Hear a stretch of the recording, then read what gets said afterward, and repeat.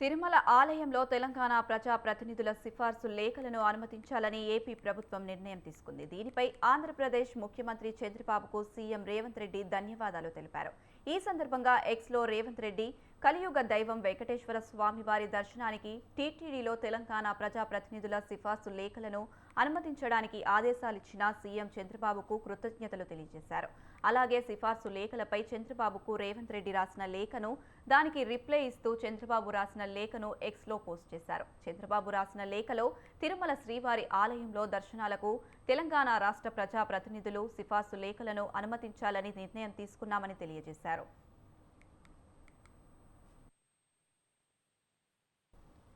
శ్రీవారి దర్శనానికి అనేక రాష్ట్రాల నుంచి వచ్చే సామాన్య భక్తుల సౌకర్యం, రద్దీ, సులభంగా దర్శనం కలిగించడం వంటి అంశాలను పరిగణలోకి తీసుకుని తెలుగు జాతి సత్సంబంధాల నేపథ్యంలో తెలంగాణ ప్రజా ప్రతినిధుల లేఖలపై అనుమతులు మంజూరు చేయాలని ఆదేశాలు ఇచ్చినట్టు చంద్రబాబు లేఖలో పేర్కొన్నారు. ఇక ప్రతి ఎమ్మెల్యే, ఎమ్మెల్సీ, ఎంపీ నుంచి ప్రతి వారం ఏదైనా 2 రోజుల్లో వీఐపీ బ్రేక్ దర్శనం కొరకు 2 లేఖలు, స్పెషల్ ఎంట్రీ దర్శనం కొరకు 2 లేఖలు స్వీకరించబడతాయని తెలిపారు. ప్రతి లేఖతో 6 భక్తుల వరకు దర్శనానికి సిఫార్సు చేయవచ్చని సీఎం చంద్రబాబు లేఖ ద్వారా వెల్లడించారు.